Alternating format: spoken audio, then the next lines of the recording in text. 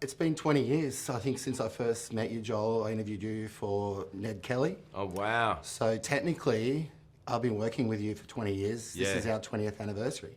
Yeah, this is good. Yeah. I think we're both due a watch, aren't we? Yeah, why not? You've come a long way, by the way, of course. And you worked with some great directors, including recently Paul Schrader. I mean, that movie, before I get on to George Clooney as well as a great director, that's going under the radar, Master Gardener, but well done in that role. Oh, thank you. Thank you very much. I think John Waters just put it on his list of his favourite movies of the year, which was awesome. Now, I'm sure George Clooney elected you to be in his movie after seeing you as Gordo in The Gift. Would that be right? Yeah, probably. I don't know Was there an audition process? No, I don't know what made George interested in me as an actor. I mean, he asked me about something a handful of years ago, and he was saying how much of a fan of mine he was, which I was very flattered by, but I thought he was just being charming. And he must have meant it, because then this came round and he was keen on me doing this. So we finally got to do it, and it was great. He's a director, you're a writer-director. Did you collaborate on set? Did he come to you and sort of have a little chat every now and then? Not really, but I think one of the good things about understanding how a movie set is run is, particularly in moments where it's like challenging end of the day stuff and you've got to turn 5 shots into 1 shot. I think if you've directed a movie before, you understand, you know, how to solve those problems together. But I've never been an actor who now presumes I know better than any director I'm working for. I just appreciate how it all, you know, fits together, and I try and not soak up too much time and attention. Right. Because actors can be a punish. You're not a punishing actor, I'm assuming? No, but they can be. I think it's less that they're punishing as much as they don't realise, you know, the challenges of every other person that's on the set. It's very unique. It's an underdog story. These are kids that were least likely to succeed. Yeah. But I'm not into rowing, but it kind of inspired me. A lot like the kids in Race the Sun, for instance. Yeah, Race the Sun. Look, I think underdog stories hit all of us. My theory is we all have an underdog mindset about everything, about, you know, relationships and about career. And I think we you know, there's such a thing as imposter syndrome, that everybody's sort of secretly filled with anxieties that, you know, they feel like they're at odds with everything. And so when we see those stories, I think it's easy for us to get behind the team that doesn't deserve to be there or doesn't deserve to win, or, you know, that we think is got more obstacles in front of it. Definitely. They're tough kids, and you're a pretty tough coach. Were you, as an actor, getting down to their level, the young actors themselves? Look, you know, I always had this sort of young person's mindset. You know, I was young at high school, I was young at university, and now I'm like, quite clearly I'm not so young anymore. But I don't really... you know, I arrived and realised that there's a lot of young guys in there that are doing their first few big jobs, and they looked up to me in a way that suited looking up to a coach, which felt very uncomfortable for me, because I never presumed anyone should look up to me. But then it is, you know, I remember being on set when I was a young actor and getting to work with actors that I'd seen in movies that were older, and it's just one of those roles you inadvertently fill as you get older. And so I kind of, it worked well that I was a coach to these guys, in a nice way, I think, you know. On screen and off, potentially? Yeah, but I stayed out of their lives. You know, like the days of me getting, feeling like movies were also a big social environment are gone. You know, there's the moment I finish shooting, I want to go home to my family. Sure. And I don't think anyone would want the coach hanging out with them drinking anyway. Definitely not. Guess you researched the role. I mean, how did you research the era, the person himself? You were a guiding light to these guys. Well, you know, the book is everything for this. Beyond that, we didn't really have any footage of Ulbrichtsen, but we have like photographs of him. Uncannily looked like my Dutch grandfather. And, you know, but these clues in the script about Ulbrichtsen being a guy that doesn't really smile very much just sort of pointed me in the direction of all those coaches that look really kind of joyless and a bit stressed. And they're always quite often the most winning coaches because they're so ruthless. But at the same time, just thinking a lot about a coach as a father.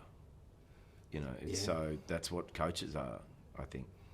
You felt like that on the inside. You were being a dad to them in some ways. Yeah, and there's sort of the right moments to hand over a little bit of warmth and love, you know what I mean? And my conversation with George was about withholding all of that stuff. It's like my speeches in the beginning are all about numbers and statistics, and if you do this, you won't mess up, and, just try not to fall out of the boat and whatever.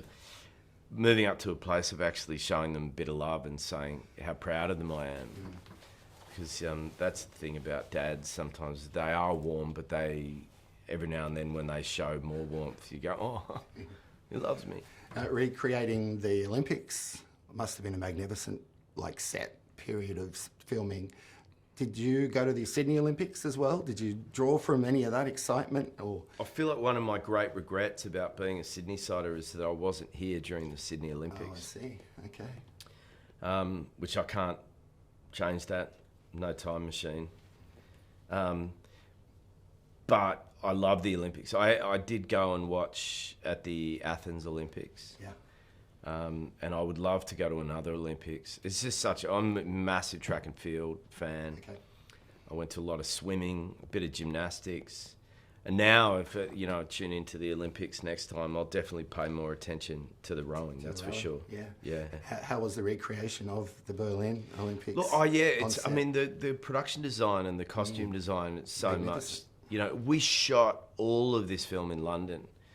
George tells this funny story about how when they were going down to, there was a maritime building in London where we were doing the arrival in Germany with all the Nazi flags. And I was talking to this administrator there. And he's like, so, what do you want to do?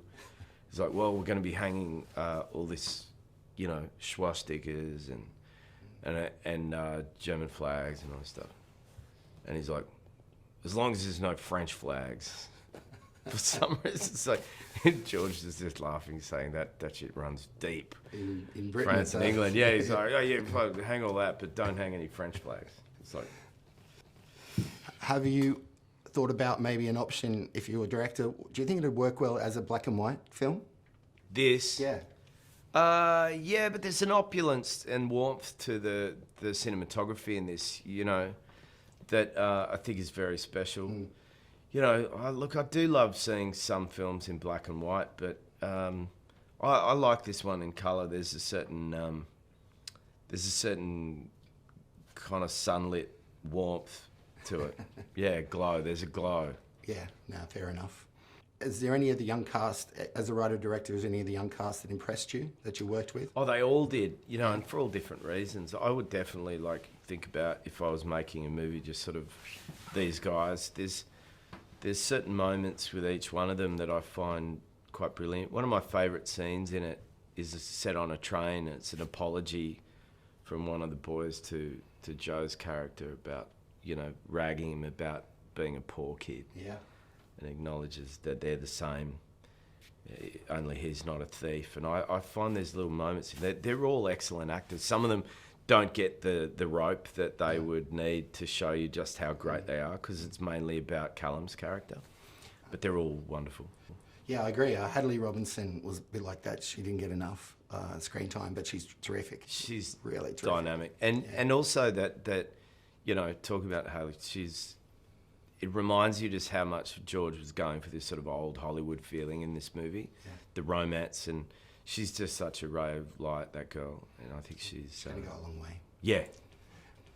To wrap it up, those speeches and monologues that you touched on before, how did you prepare? I mean, you're a gifted actor as it is, but did you push it a little bit more because they're like Churchillian speeches? Oh, there's a certain mechanical nature to all the speeches that feels like, when you first meet Coach Ulbrichson, he's basically saying, rowing's so hard, why would you even bother? And most of you are going to fail. Good luck, And you're like, oh, that was, as my co-coach says, that inspiring speech, coach.